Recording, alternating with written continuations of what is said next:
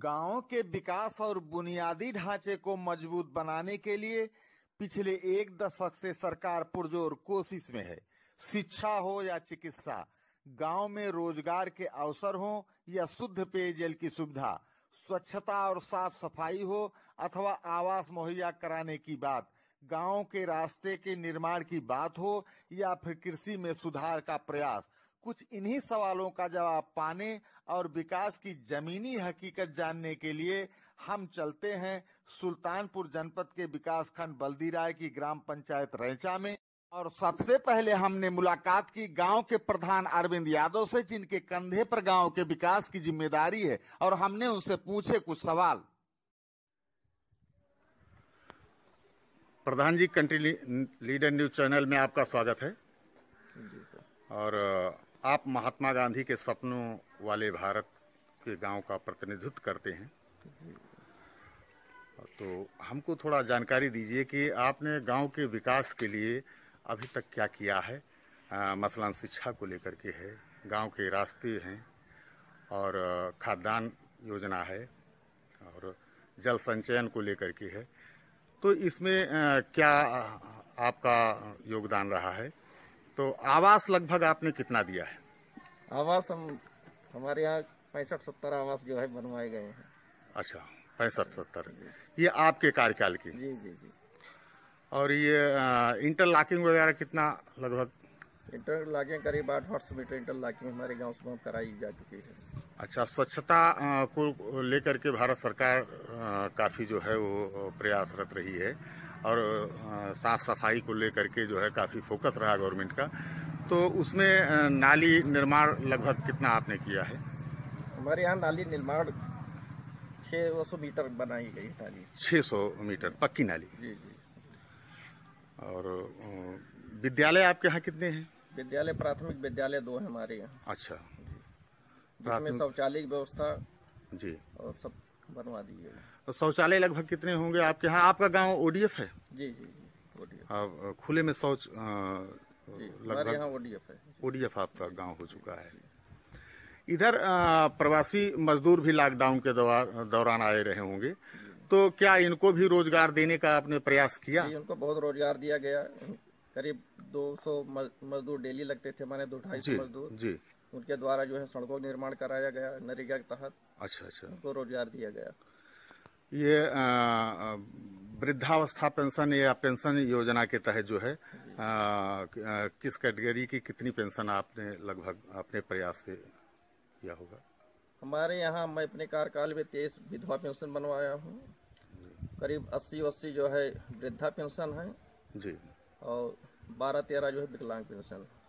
अच्छा, विकलांग भी आपके यहाँ? जी। तो और तालाब निर्माण वगैरह, जल संचयन को लेकर के भी आपका प्रयास कुछ रहा? तालाब खुदवाया गया है। तालाब खुदवाया। वृक्षारोपण को के लिए आपने कुछ? जी, अभी हाल ही में वृक्षारोपण जो सरकार की महत्वपूर्ण योजना आई थी जो है जी, तो उसमें वृक्षारोपण कराया गया।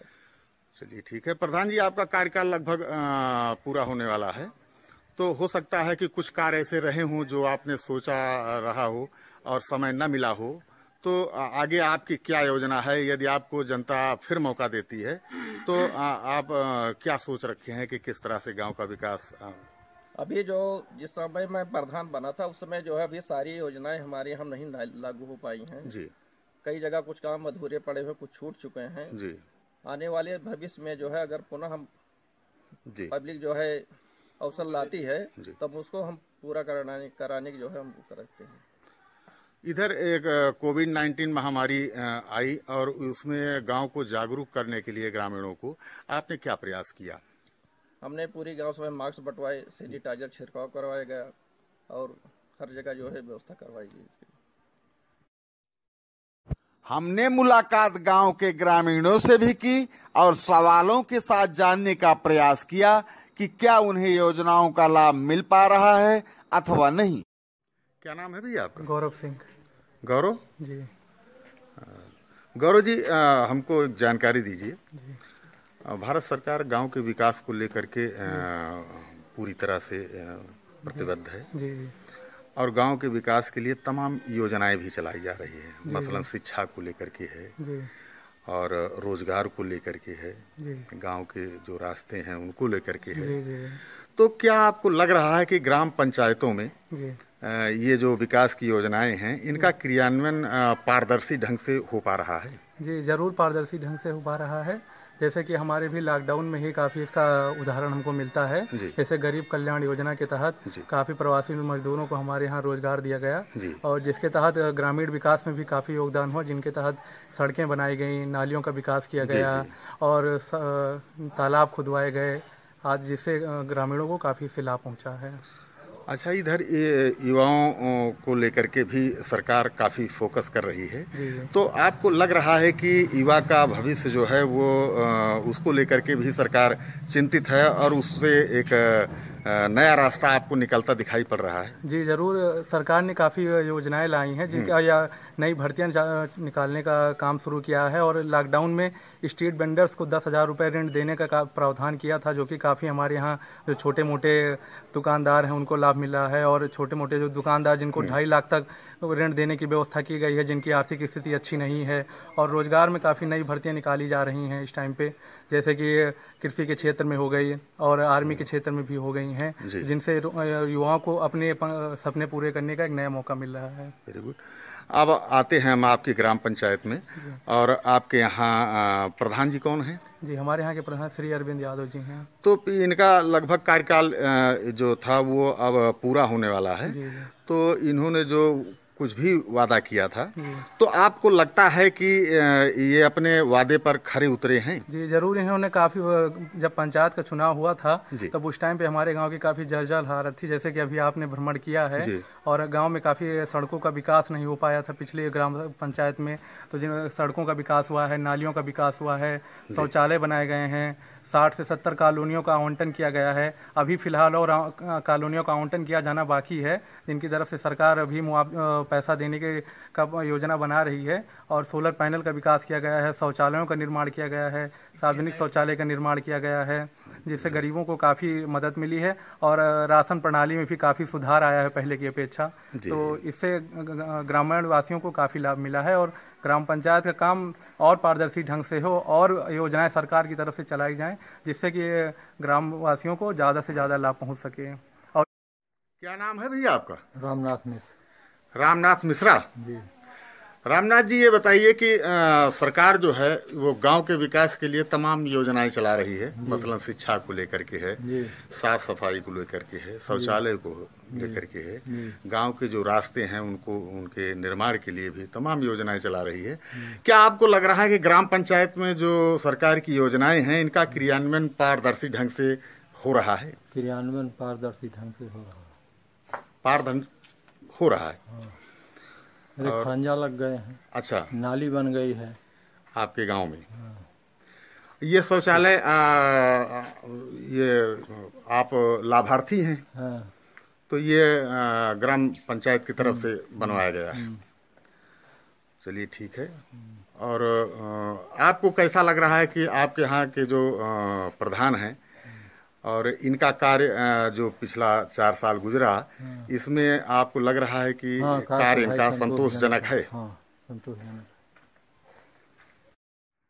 क्या नाम है दादी आपका? उर्मिला। हैं? उर्मिला। उर्मिला। हाँ। कितनी उम्र होगी आपकी?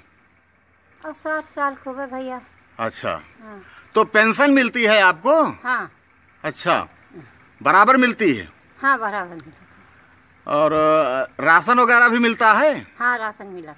तो महीने में कितनी बार मिलता है? 2 जाए। अच्छा, इस बार भी मिला आपको? हाँ।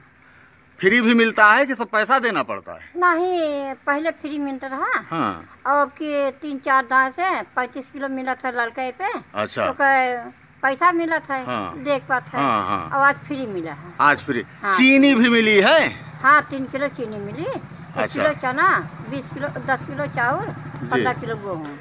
चलिए ठीक है। हाँ। तो आपके यहाँ प्रधान जी से मुलाकात होती है कभी कभार आपकी कि नहीं होती? नहीं, प्रधान मुहर्रम है भैया। अच्छा अच्छा। हाँ।